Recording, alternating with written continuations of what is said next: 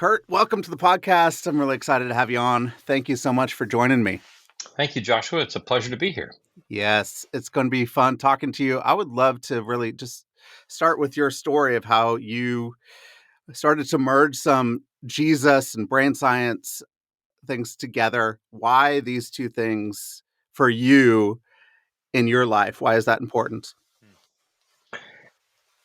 Yeah, I think it probably began. I mean, there were probably elements of this that were starting even as kind of middle and high schoolers. I'm just being curious about like why do we do what we do? Why do I do what I do? Mostly, it's mostly like why what the heck am I like? Why the heck am I doing what I'm doing? And I think then, my story about ending up in psychiatry, I tell people I think that psychiatry found me and not the other way around, in that I had a bit of a mixed relationship with medical school going there, and not completely at ease there once I got there. But psychiatry kind of came in a back door. It was not something that I had anticipated. I wasn't going into medical school looking to become a psychiatrist. Hadn't even crossed my mind as a possibility. But I think that there were these latent longings for me that had to do with how do we know what it means for us to be human, and what does it mean for us to flourish as humans? I mean, it's always asking those questions. And then as a Jesus follower, I mean, I had my own, coming to faith. I grew up in a home of where there were, my parents were both Jesus followers, and I came to faith in what felt to me to be a really prominent way when I was about 13. But immediately also entered into what ended up being about a 20-year long existential crisis that waxed and waned. I'm not alone in that regard.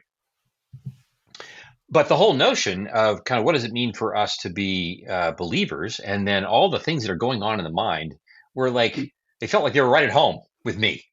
Yeah.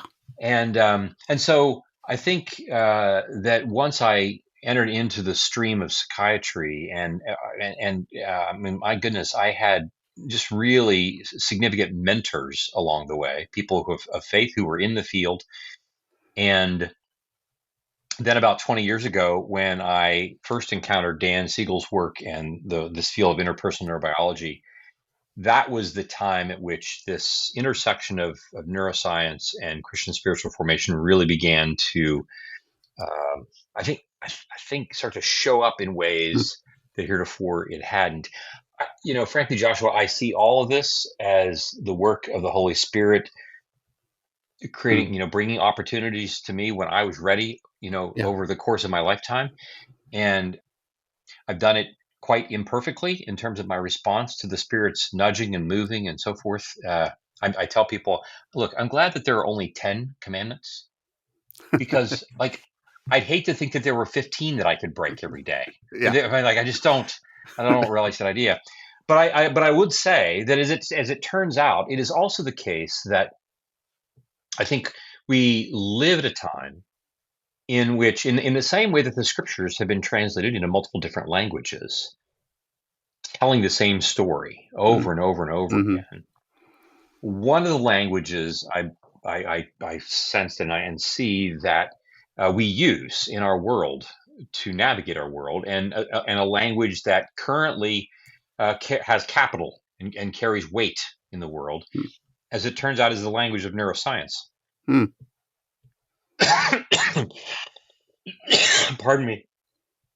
It also happens to be true that language, what we're discovering about neuroscience, like, this is the material world of which St. Paul writes about in the first chapter of Romans. Yeah. From the beginning, the creation has spoken of God's nature and of his power. And I think that this is yet one more language one more dialect that God is using to remind people of what's real and true about the world, and the nature of who we are, and who Jesus is, and what he has done and is doing, and where the world is going. Yeah. And so I'm grateful to be, for my few years that I occupy, that I'm on the earth. I think I tell people I can't believe I get paid to do what I do. I'm grateful and want to steward this well, this particular language that God has given me to speak, so that at the end of the day, people will find that life is more hopeful, and more good and more beautiful at the end of the day. Mm. It is hopeful and good and beautiful, but there's also a lot of suffering, and we're gonna dive Yeah. deep how suffering can actually produce that hope Yeah. in us. And one of the lenses that you use is what you referred to as interpersonal neurobiology. Can you explain that for us? What is that? What is this lens that we're looking through to start to view some of these Right. things? Well, it's a two-word fancy smanchy phrase that is really trying to encompass a pretty simple concept, and that is that there are a number of different scientific disciplines that all have a stake in understanding the nature of what the mind is, and what then is a mind if it's flourishing. I mean, to put it as simply as possible, what we're discovering is that the mind isn't just reducible to my brain. It's Hmm. not reducible just to my thoughts. That my mind has to do with lots of different things that I sense and image and feel and think and do with my body. But it also has a great deal to do with how all of that within me is being shaped by the interactions that I have with you. Yeah, And so that my mind, what is mine, actually isn't something that I can easily demarcate and say, oh, this all belongs to me and over that belongs to Joshua, even right yeah, now. Like, I have a sense of well-being. Why? Well, because I'm looking at you on the screen and you're looking at me with loving kindness. yeah. Like, that's you are affecting me and vice versa. Mm. And this, what is beautiful about this is that it reflects the biblical narrative. Mm. All this different ways that we can talk about so many different things in this emerging field. And again, when we are able to talk about mechanics, when we're able to describe, because interpersonal neurobiology, science in general, as we'd like to say, as Michael Polanyi, the famous uh, philosopher of science, once said, there's no such thing as science. There are only scientists. Mm. Science doesn't tell us anything. Only people tell us things. Yeah, And what people tell us about with science, they tell us about the mechanics. They tell us how things work. yeah. They don't tell us about the purpose of things. They don't tell us about the good or the bad or the indifferent about things. They just tell us how things work. The beauty of interpersonal neurobiology, in my view, is that it helps us have a sense of mechanics about what our minds are Mm. doing.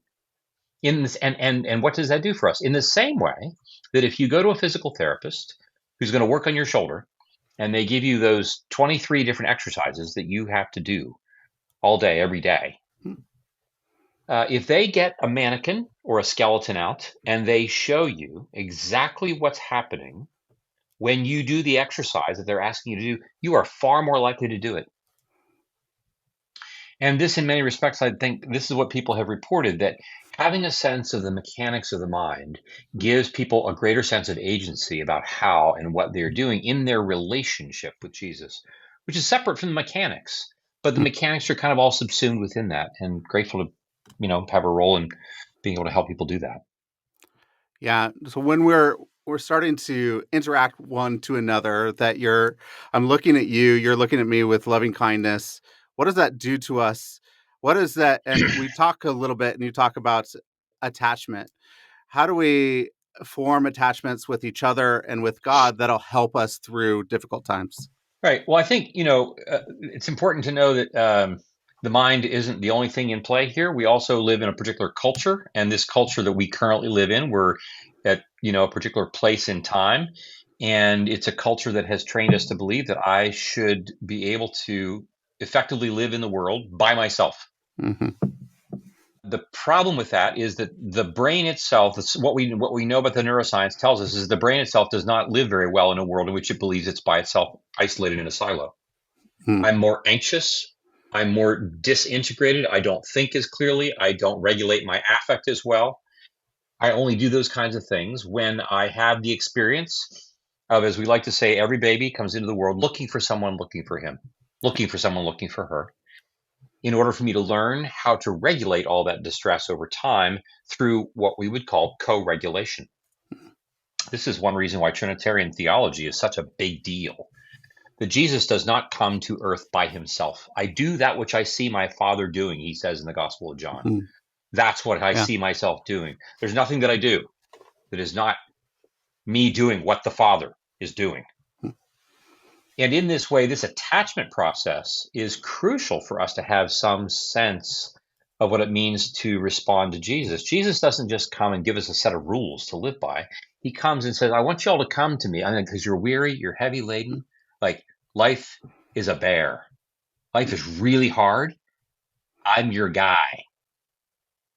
And I'm not your guide by virtue of just giving you things to do, telling you how to operate. I want you to come and sense my voice. Look at my face looking at you. The whole notion, we when we look at Mark's gospel, and it's the only gospel that gives us this detail in Jesus' interaction with a rich young ruler, where after the conversation, but before Jesus' big comment, he looked at him Mm. and loved him. Yeah. And somehow the rich young ruler missed the look. Mm. He misses the look. This sense that Jesus loves this guy. This guy hasn't chosen to follow him yet. But Jesus said, dude, I want you with me. Mm. And this is what attachment is ultimately about. Do I live in a world in which I can sense in my mind, in my experience, in my interaction in my church Mm. with other believers? When I walk in the room, do I have the felt sense of dude, we want you with us? To the degree that I am or am not experiencing that felt sense of being wanted, that felt sense of being seen, being soothed, made to feel comfortable and confident, sent on a mission because I'm never going to be alone, to the degree that I sense that in my chest, Mm. that's my sense of what it means to be loved by God. And I can return that to God and to my friends as well as my enemies. Mm. But to the degree that I don't sense that, you can preach to me until the cows come home Yeah. about how much God loves me and what God wants me to do, and looking at the Sermon on the Mount and so forth and so on. And it will be difficult for me to do that if I'm not having a felt sense of attachment to God that Mm. I actually develop most powerfully through my attachments to other human beings. Mm. So we are the embodied presence of Jesus one to another. That's so. How do we start to enter into being embodied presence? What Right. does that look like in community? Well, I mean, I think, again, we live in a culture in which we think that somehow we should be effectively formed by going to church for an hour on Sunday, going to a small group once a week, maybe, praying, reading my Bible for 10 minutes, and when you think about the amount of time that you then spend in the world that is forming you very differently, Yeah. how is it that well, it should be no surprise to us when we discover that our lives do not feel very robustly like Jesus. And this is not because we're stupid or we're just not, working hard. It does involve this question of, to what degree am I being known deeply by other followers of Jesus, such that the parts of me that are not yet ready to follow Jesus, that are the parts of me that are like that father in Mark chapter 9, I believe, help thou my unbelief, help the parts of me that aren't on board, that are still afraid. How will I know what those parts are if I'm not in a community by whom I'm being deeply known, such that I can say, oh, right, there is this part of me in my life that still believes that God is a tyrant. What are we going to do about that part? Well, I'm not going to do much if I don't know that he's there, because I'm not in a situation in which I can be deeply known enough. And so when we read the stories of the Gospels, Jesus wasn't just having people hang out with him in order for him to teach them principles. I mean, he could have written a couple of documents and sent that around to people. It would have maybe been a lot safer. Yeah. But what he was doing, he's actually, when he says, again, come to me, all you are weary and heavy laden, take my yoke upon me, learn from me, for I am meek and lowly. Learn from me. Not just learn data from me. Learn by, what's it like for you when you sense me talking to the prostitute, when that's not like your cup of tea? What's that like? What do you feel? What's happening for you right here and now? These are real time, real embodied experiences. And this becomes the primary crucible. The body of Jesus is the primary crucible in which we are formed. Notice, Paul had all kinds of language that he could have used. Jesus didn't say, y'all are my society. He said, "This is my body. This is my blood." Mm. He doesn't say, "Oh, this is just a symbol of the general act of justification that I'm about to commit." This is a Yeah. theological term. These are real things. When Paul had all kinds of other words he could have used when he talks about the body of Christ. Mhm. But that body, that the Romans at the time, it was just utilitarian. It was expendable. I could do with your body whatever I wanted to if I was a Roman citizen. And Paul takes that and elevates it, and at the same time is saying, the body of Jesus, you are his hands and feet, but you are that to each other. But it also means you're to do that in such a way that you create space for us to be confessional, space for us to talk about our suffering, to suffer together, such that the suffering together enables the suffering itself to be transformed. Mm. Well, to suffer is to be human. To be human is to suffer. Yeah. So, what is for you suffering for you, and how does that start to form us and give us hope? Yeah. Well, I mean, there are some technical ways to talk about that. In our field, when we study these kinds of things, we would say suffering is my experience, my subjective encounter with pain over time. Mhm. And by subjective, I mean my sense that it could be an emotional sense of pain. It could be a physical sense of pain. I could have rheumatoid arthritis that just simply won't let me function very well. I could have cancer. I could have any number of different physical maladies. I could have been in a car accident in which I'm now a paraplegic or a quadriplegic or I'm dying of ALS. All these kinds of things. At the same time, we have all kinds of suffering that takes place in the context of our own interior lives, much of which we're not even aware of because we're working so hard to keep ourselves disconnected from it. And much of which too, because we are, here we are in the West, and we have lots of accessories. I have lots of accessories that I use to distract myself from my suffering. My friend Pepper Sweeney and I were recently in El Salvador, and we were with Compassion International, and we were with people whose lives are very different than ours, and whose lives, and who, I mean, any number of people would say to us that the church and their life with Jesus was the difference between life and death for them. Mhm. They don't have the kind of accessories that I do that will protect them from their suffering. Yeah. And so, what's beautiful about actually pulling the curtain back on our suffering is that it finally allows others to see it, allows me to see it, and to know that you are not leaving the room, and that I can stop burning all that energy trying to contain it and begin to allow my experience of it to create within me an even greater and more deeply felt sense of being loved, which of course is not what we imagine suffering to do. Yeah. My wife and I were in the Middle East for a while and worked with refugees and out of the Syrian war, Syrian refugees, and there was a lot of suffering and trauma that they have gone through, and it shocked me when I heard from one of our friends said, "I thank God for this war. I thank God that I actually had to move countries because I met Jesus and I met you, and I now feel that I am loved." And it's shocking that saying, "Thank God for this suffering because now I feel loved." Mhm. And it's really hard, I think, for us when we're sitting there and I'm trying to hold space for people who have gone through suffering and trauma. And I know that I haven't gone through that specific suffering. I've had Mhm. other suffering. How can we hold space for one another without comparing our sufferings that bring us to a place of loving attachment to each other? Well, the practice of comparison is as old as Cain and Abel, Mhm. and Cain is essentially comparing God's response to him and his response to Abel. And Cain, to a certain degree, is suffering. There's a certain suffering that he's having to endure. Somehow, The firstborn, Cain, his sacrifice was not received as quickly.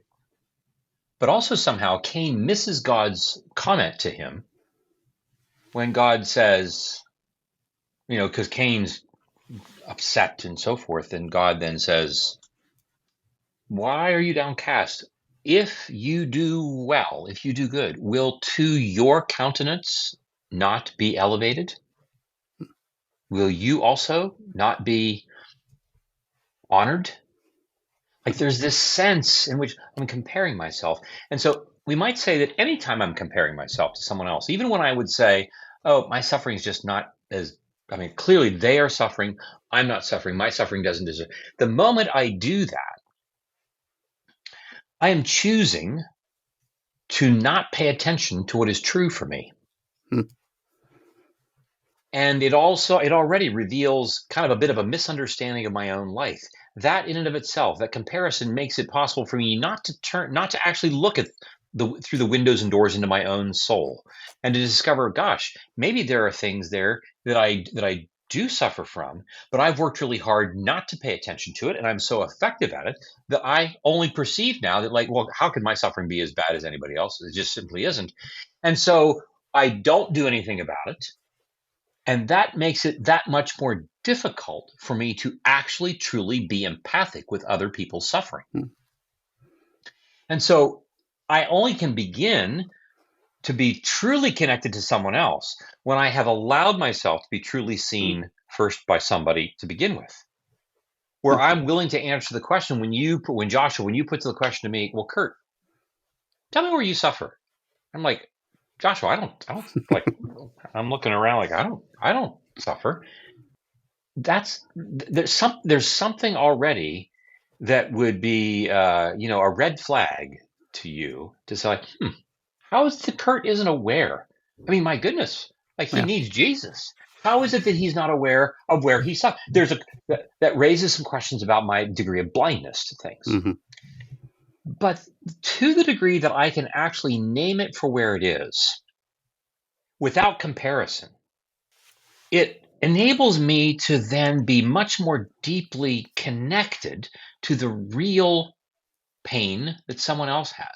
Because, as we like to say, like those things that we suffer, remember, suffering is pain over time. And Mm. suffering becomes suffering because of the story that I tell about my pain. Suffering isn't just this independent thing that happens without my Mm. cooperation. It has to do with the story that I'm telling about myself and my experience of pain. Mm. And so if I'm telling myself, I can't look at my pain, I can't imagine my pain, I don't want to pay attention to my pain's not that important, that in and of itself will contribute to ongoing suffering that I have that I then double down and pay no attention Mm. to, which at the end of the day makes me less effectively able to be present for other people. Mm. And so, to the degree that I am allowing others in the body of Jesus to invite me into my own story, where I can be really curious about what are the things about my story where I suffer Mm. without comparison, that then enables me with humility to be present with those whose lives appear on the surface to be so much more tragic and those whose lives appear to be so much less tragic. Mm-hmm. Mm. Because otherwise, we get right back to the rich young ruler, where, of Yeah. course, he leaves and the disciples say, like, dude, like if that, and then Jesus says, how difficult is it for people who are wealthy to get into the kingdom of heaven? And they say, well, gosh, if he can't get in, how are we going to get in? If this cat who isn't suffering Yeah. can't get in. And I think the point would be Jesus might say, what makes you think he's not suffering? Like that dude didn't even see my look of love. Like there's a problem there. Yeah. If we want to sit in our suffering, and I think telling the stories that we tell ourselves, we're telling ourselves stories of our own suffering.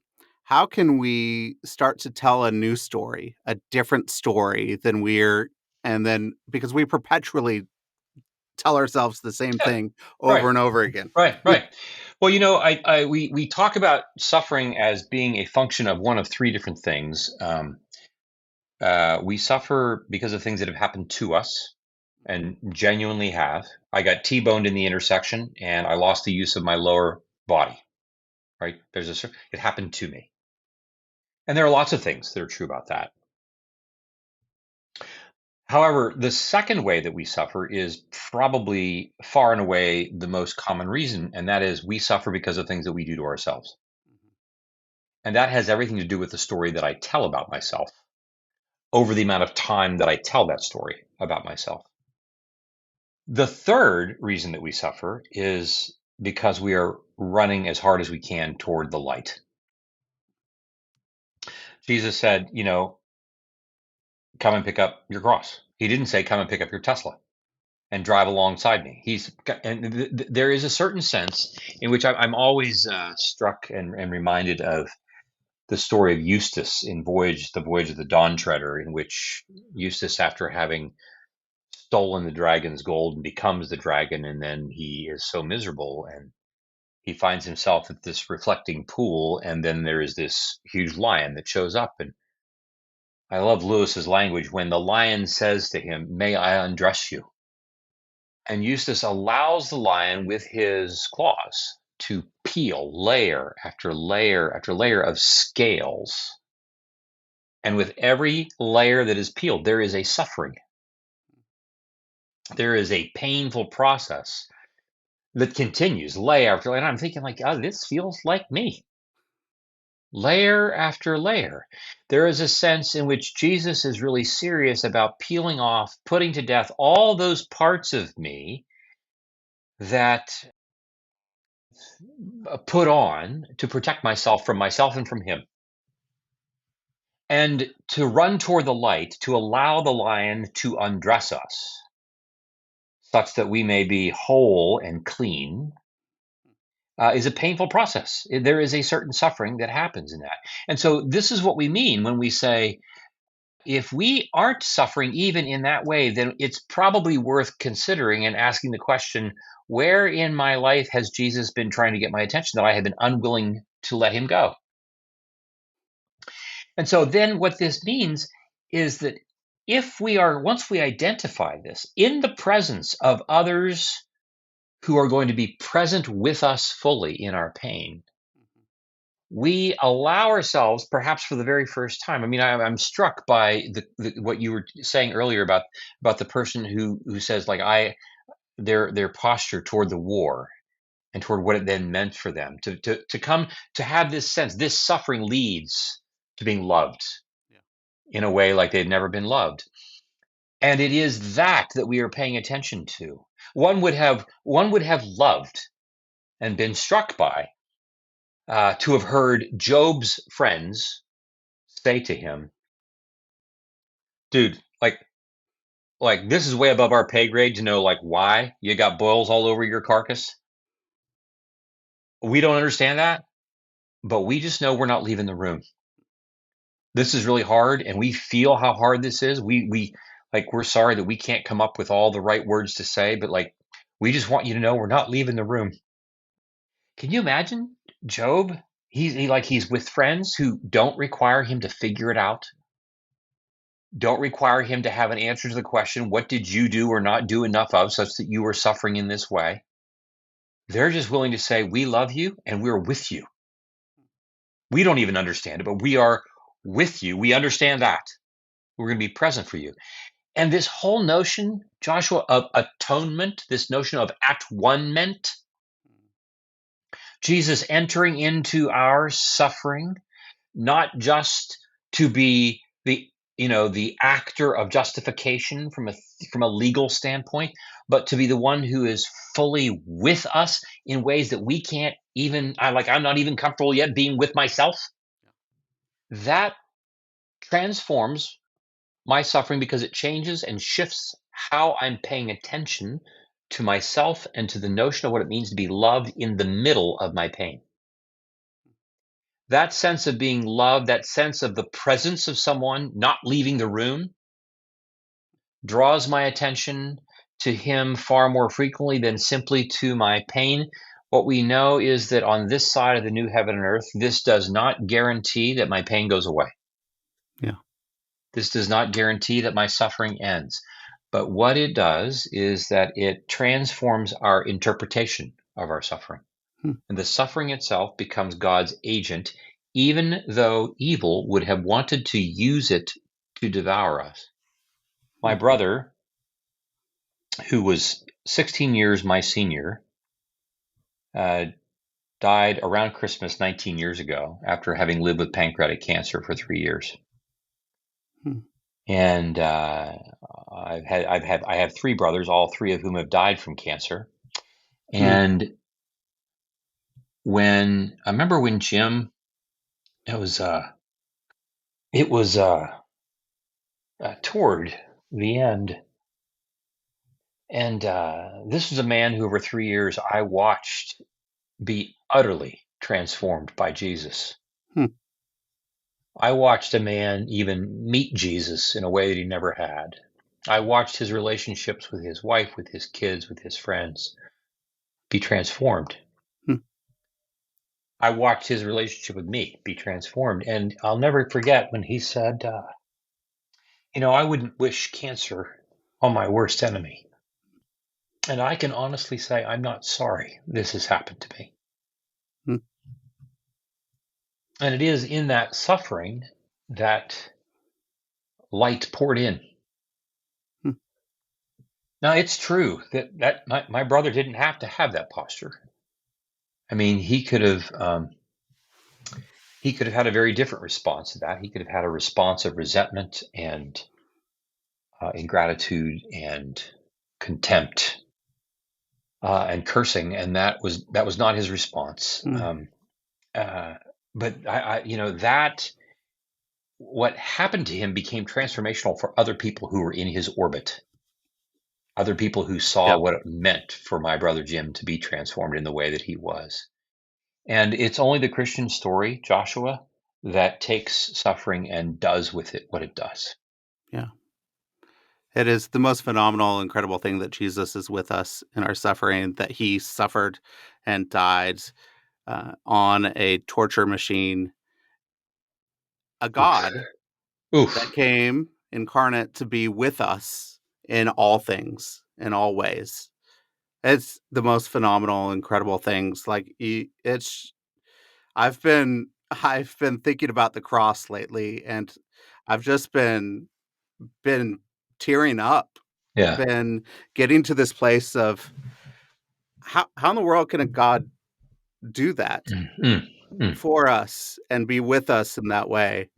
We this is So how do we get to that place where we know that Jesus is with us, that his embodied presence is with us in it, and we don't just know it intellectually? Mhm, mhm. Well, in the book that we're talking about, the book we in the book we explore the first 5 verses of the fifth chapter of Romans, and one of the things I invite our listeners and or readers in the book to consider is that uh, you know the world can look at suffering and say it's just a horrible thing, and the East and the West have metaphysics that address that ultimately in both cases want to find ways for it to go away. And we don't have any category in which there's anything about it that is redeemable or redeeming any of that. But when we read those 5 verses in Romans chapter 5, we see that before we get to that famous verse of suffering produces perseverance, produces character, produces hope that does not put us to shame, before we get there, there is an on ramp to that. We don't just start with suffering. In the same way that it's easy for us, and this happens in some of our traditions when we start to talk about the human condition in the gospel, and so when we begin as if the Bible begins in Genesis chapter 3, Mhm. as if like it begins like the story of us begin with us like blowing things in the garden. It forgets that that's not where the story begins, that the story begins actually at the beginning, in which God has not forgotten his mission to turn us into rulers, queens and kings on this earth. And in the same way, Paul, echoing those first 2 chapters of Genesis, starts with this notion of trust, with faith, that we have peace with God, that we are bound, that we are imagining God's glory, God's delight in us, God's utter, not just brilliance, but his utter delight in having us be part of this story. And I can't come up with that stuff as simply theological ideas. The way I come to understand that faith has some substance to it is if I have a relationship of trust that I develop with real human beings in the body of Jesus. I can't know God's delight fully if I can't feel it in my chest by walking into the room and having other members of Jesus' body say, like, Curt, you're here. And how many of our listeners would ever imagine? Let me ask you, like, where would be the rooms that you would walk in and you would predict that that's what they would say? Would you imagine that you walk into the room where the Holy Trinity is hanging out playing cards? They look up and they see you and they say, oh my gosh, you're here. You're here. We can't believe our good fortune that you're here. And it is in this space of faith, of peacemaking, of standing in grace. Grace isn't just a theology, it is a felt sense in my hands and my face and my chest that I'm being invited into the house for dinner. And this doesn't happen first in my head as an abstract idea, it happens in somebody's kitchen. And as this becomes, I mean, this is what was taking place in the early church. This is what was taking place in the book of Acts. Like Jesus, like the Spirit is like he's all over the place with human bodies. And as we are committing ourselves to do this in our communities, we create the groundwork wherein which, when we bring our suffering into the room, the suffering is already being shaped by my memory of having heard your voice, seen your sight lines, felt your embrace, when I've already had the memory of repairing ruptures with other members, forgiving sin. When we make mistakes, we correct that. The whole notion of like, yeah, I'm going to be praying for the people that I don't like that are sitting in the pew right next to me. Those kinds of real embodied actions are the ones that most powerfully set us up and prime us and prepare us for what it means to then have our suffering transformed, because it's going to happen in these kinds of contexts where it's not just an abstract theology, but it's something that I feel in my heart rate and my blood pressure as much as anywhere else. Mm. No, my mother-in-law just went into hospice about 6 weeks ago, and she lives with us. My wife is now her primary caregiver, and I'm thinking, there is suffering. There's a lot of difficult things to be a caregiver of somebody who is slowly going away and is going to be with Jesus soon. Hmm. But when she first had a big decline, we were in a space with followers of Jesus that loved us well. In Hmm. the middle Hmm. of that, our church, people in our church have been the most kind and gracious and loving and being present with us that I've ever experienced and ever Hmm. seen. Hmm. Hmm. And we it's different than it was when we've had sufferings in the past. Hmm. Hmm. We feel more loved and Hmm. supported. Hmm. We feel like there is some hope in Hmm. this. Hmm. And I wouldn't have said that, 2 months ago. Hmm. I didn't think it would be possible that we could Hmm. find some of this hope Hmm. in the midst of a really hard, difficult thing where, my 6-year-old son has only known his grandmother in the house all of his life, and now he is gonna have to say goodbye to her at such a young age. So, I'm just thankful Hmm. for the body of Hmm. Christ Yeah. in the Yeah. midst of this. Yeah. Well, you mentioned the word hope because I think this is the other thing that we're talking about. This notion that most of the time when we think about suffering, we only think about something that is bad, and hope is not a word that we include as part of the conversation when we think about Mhm. suffering. I wouldn't say like, "Oh, let's start if you start with suffering, where would you think you're going to end up?" Most of us are going to say, "I think I'm going to end up with hope." Like, nah, that doesn't really compute in our Yeah. world.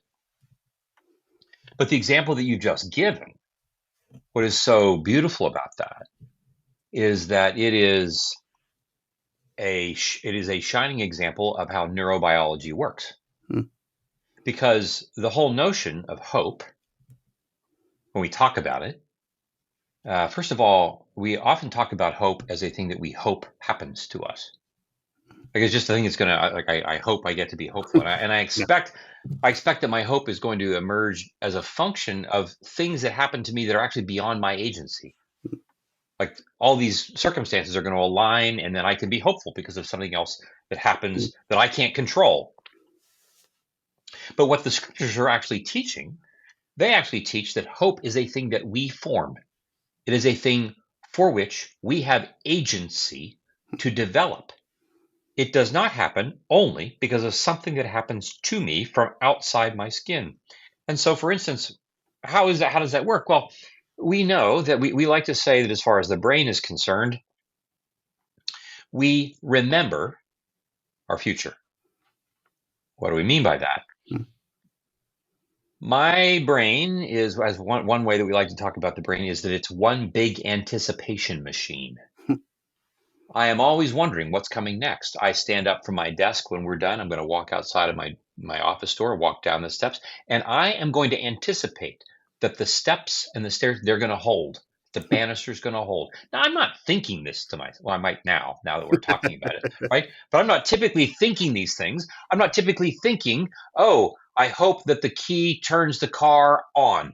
No, I just put it in and I'm living anticipating certain things happening. Mm. But the reason that I anticipate that is because I've had dozens and dozens and dozens of experiences in which this has happened. And so I have an experience that I Mm. embed in my neural networks of memory. Mm. And those remembered events become the groundwork for what I anticipate my future to be. Mm. This is why we say we remember our futures. Mm. This is important because if I have lots of experiences of trauma that are not resolved, if I have lots of experiences in which I've had unrepaired ruptures, especially with parents or older siblings or whatever, it will be difficult for me to imagine a hopeful future with God. Mhm. But if I am in your stories you just described, if I'm having experiences in which in the middle of our travail, I'm being loved, okay, there's a memory. And then there's another memory the next day, and another memory the next day, and so forth and Mhm. so on. I began to collect a whole library of remembered experience Mm. that becomes the bulwark out of which I anticipate my future. Mm. My hope is an anticipated future of goodness and beauty. That's what it Mm. is. But I can only anticipate the things that I'm remembering. Mm. And if I have the memory of being loved in the middle of pain, such that the pain itself is transformed by the presence of others who are not leaving the room. And that is all in the context of resurrection. Mm. They're doing this because they hope, like I hope, in the resurrection. These acts right here and now become outposts, a foretelling of the resurrection that's coming. Mm.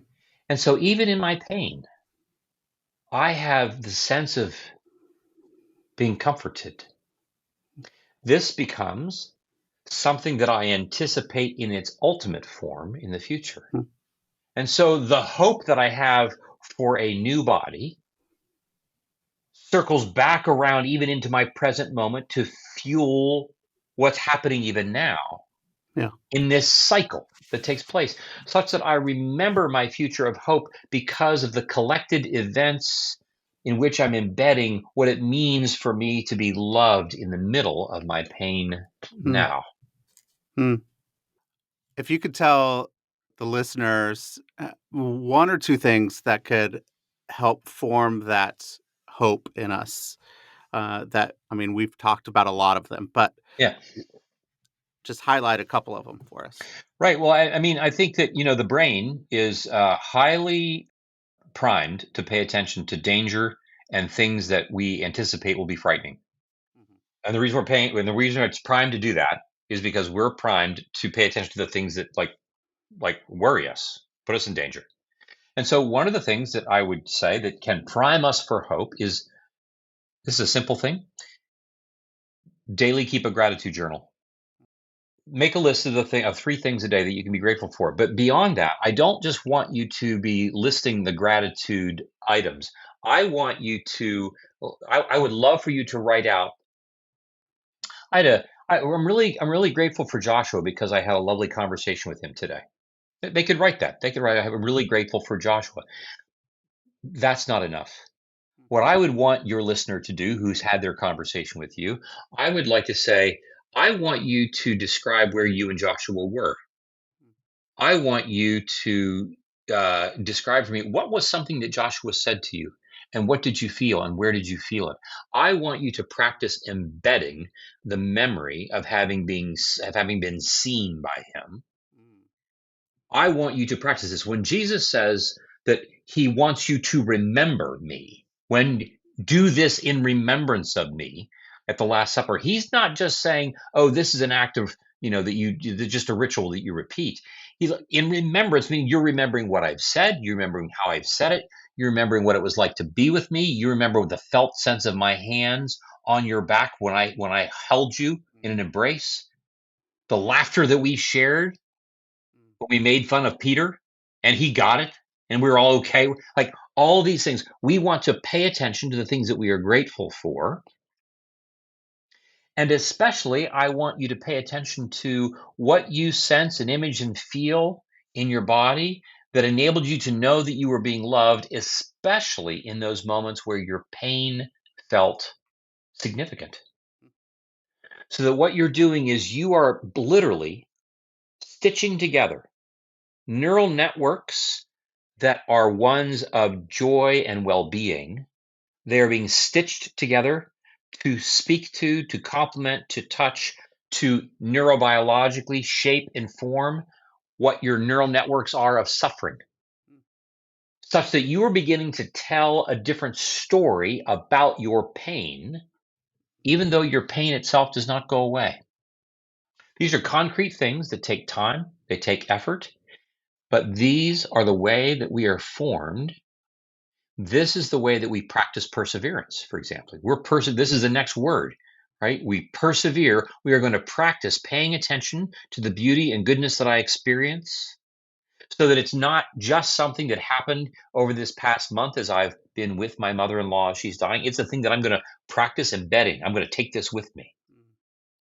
These are all important things. We live in a world in which we'd like to believe, especially again when it comes to church, like I can listen to a sermon and somehow that's going to magically transform me. And like the news is not good for preachers. Yeah. You preach a 30-minute sermon, I can tell you, at best, unless a person has recorded it and go home and like study it like they're studying for a history exam the next day, at best 3 minutes tops is what they will remember. And so we want people who are willing to do the work. This is what Jesus is asking for. Like I want serious followers who are willing to do the work of actually believing that I love them. Which means you're going to have to practice looking for the look. Yeah. Kurt, I think that's the most helpful thing when it comes to gratitude that I've ever heard. Because people enter in and say, keep a gratitude journal, be thankful, give God your gratitude. But the way that you embedded it within memory, and that it actually then attaches to other things that will start to change you. I think it's one of the most helpful things I've ever heard of gratitude. So thank you for that. Yeah. Yeah. You're welcome. I'm just excited for the people Yeah. listening, and I'm excited for myself too, because I think that's going to change the way that I interact in the world and interact with God. So Yeah. Yeah. Yeah. Well, here's something else they can do if they would like. Just hopping onto the gratitude thing. I mean, it's a simple thing. It is a simple practice. It is a simple practice. But I will tell you, Joshua, the first thing our listeners they're going to hear this and they're going to think like Thompson is a whack job. Okay, I'm just going to tell them. Okay? But here is a thing to do that also that is about gratitude. It uses gratitude, but it is also about constructing hope. How many times does someone say to us, "Hey, thanks so much for doing X, Y, and Z. Hey, thanks for that. Thanks for that. Whatever." Sometimes we say to someone, "Thank you for that." And if we've been raised as, to be polite creatures, it's fairly automatic. Hopefully by the time our kids are 19 years of age, they've learned this. And so, say, hey, thanks a lot. You say, "Oh, you're welcome." Or if you're in Chick-fil-A, "My pleasure," right? We're all like, this is what we do. And we would notice it we notice it when someone doesn't say thank you. And if I say thank you, I notice it if somebody doesn't respond, "You're welcome." I notice it. But here's something that would help people notice things even more. And here's how it goes. The next time someone thanks you for something that is relatively not trivial, the next time someone thanks you, here's what you do. They say, "Hey, thanks so much for letting me use your car." And you say, "Okay, wait a minute. Can you just hold up for a second?" And you're like, "Okay, what?" "Well, I just want to take in your gratitude." And you give yourself 5 to 10 seconds and you're just taking in their gratitude. And of course, they're looking around and they're thinking, this is already where they're thinking like, this is weird. But here I am, Joshua, and I'm taking in my friend's gratitude. I just want to say, I just want to take it in because I'm really grateful for your expression of thanks. And like, you're not just putting on a show for them. Like, you literally are remembering that they have thanked you. They have made a bid for intimacy. They have connected with you. Now, here's the kicker. It's also equally true that we often say thank you to all kinds of people, and we do it because it's automatic behavior and we Mhm. think it's a good and right thing to do. But we don't really have the sense that my thank you is landing in such a way that would be transformational for anybody. But if you were to say thank you, "Hey, thanks for letting me borrow your car," and they were to say, "Hey, hang on just a second. Hmm. Yeah. I just want to take in your gratitude," and I'm now the one who's looking around thinking, this is weird. When's the last time any of us have had the experience of our gratitude, expressed as it is automatically, honored? Hmm. And in this process, what we're doing, Joshua, is that I'm not just giving you my thanks, I'm giving you me, Yeah. and vice versa. When you're Hmm. receiving it, you're letting me know that I've been received. Hmm. And it's these kinds of acts. When someone's suffering, I know many situations in which people are suffering and they're like, "No, I don't want anybody to see me. I don't want anybody." Yeah. I would want, if that person is listening, I would want you to know there's never been a greater opportunity for both you and for others to be Hmm. gifted with being loved Hmm. than for you to allow others to be present with you in your suffering. Hmm.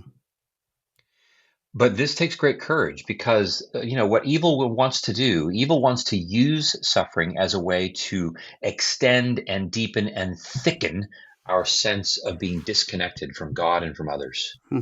Mhm. And Paul is saying, no. Hmm. Well, Paul's saying Curt. that with the gospel, with the Yeah. gospel, that's not the way this is going to happen. Yeah. Yeah.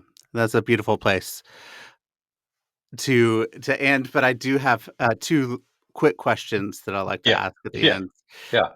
I like to ask people if you go back to your 21-year-old self, what advice would you give? Hmm. Hmm. There might be additional things that I think I would probably say, but here's one thing I would say. I would say you're going to make choices over the course of your lifetime, and you're going to be doing the best you can when you make them. And later, you're going to be tempted to think that you're going to be tempted. You're going to look back and you're going to wish that you'd made different choices. Mm-hmm. But not only that, you're going to be tempted to be really, really hard on yourself. Mm-hmm. You're going to be tempted to create suffering for yourself in a way that Jesus does not want to have happen. So I want you to know that whatever the choices are that you're making, in which you're doing the best that you can, I want you to know that Jesus is with you in all of it. And there's not a moment of your decision making that he's going to turn around 10, 20, 30, 40 years later and say, what the heck were you doing? Mm, And so I want you to be alert to this and be aware such that you choose not to be hard on yourself as you age and discover that there were parts of you that would have done things differently, to which we would say, that's true. And now we've learned some things mm, in order for you to become wiser. But I want to protect you from the parts of you that will want to bludgeon you to death yeah. for not having done everything perfectly. Mm, that's good. That's really good advice. Anything you've been reading or watching you could recommend? Well, yeah, I tell people for the last couple of years, my two audiovisual pillars of spiritual formation have been The Chosen. I'm like on season, I'm like the fifth time through Yeah, all three of those seasons. And the Bible Project is just a great enterprise that Tim Mackey and yeah, John Collins have. We could go on and on and on about the Bible Project. I think that they're just doing phenomenal work. And but I would also say that the book that continues to bear fruit for me is a book that came out in 2019 that is called Dominion mm, by Tom Holland. He's a mhm, British author of antiquity, and he's not a believer. It's not a small read, but it's a great read. And he's not a believer, and I would say it is one of the most hope filled books about my experience with Jesus that I have read in many, many years. mm. Which I find, even as I say that repeatedly, I've said this to people, the fact that it's written by a person who's not a person of faith, I think is a testimony to the work of the Holy Spirit in all things. Yeah, yeah. That's great. Good recommendations. Curt, your book, The Deepest Place, I think is very beautiful. It's Mm. helpful for so many people to find hope in the place of suffering. So I really encourage people to go out and get the book. It's fantastic. I loved it. I read it and I listened to the audiobook. So I've Mm, mm. done both, and they were both really good. But where would you like to point people to? How can people connect with you? What you're doing? Yeah. Yeah, the first thing I would say is we'll get to kind of social media things, but the first thing I would, for people who want to hear more about the work that I'm doing, the easiest access point is through the Being Known podcast. My friend Pepper Sweeney and I co-host that along with Amy Chella, who's one of our producers. And I've loved doing that, and it unpacks a lot of the stuff. It's just about all the work that I do. So the Being Known podcast that you can find on whatever platform that you use for that. You can also find my work through just my website, CurtThompsonMD.com.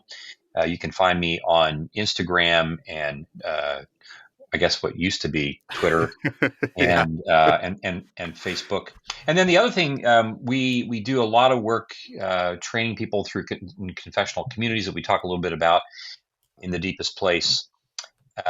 And that's through our work at New Story Behavioral Health here in Northern Virginia, which is the private Mm. practice that I'm part of. So those are all places, resources to find about my work. And I'm just really grateful to have had the chance to be with you. This has been lovely. Well, thank you, Kurt. It was a fantastic conversation to help us enter into a place where we could have some secure attachments that we could Hmm. be attached to one another Hmm. as we are seeing the embodied presence of Jesus in Yeah. the face of other believers, Yeah. so that we could transform our suffering into a place of hope, even though the pain may not go away, but we could still have hope in the midst of it, and so that we could be grateful that Jesus is with us and he has suffered with us. And so thank you for this conversation. I really, really enjoyed talking to You're you. most welcome. So It's a thanks. pleasure. Thanks so much for having me, Joshua. Thanks.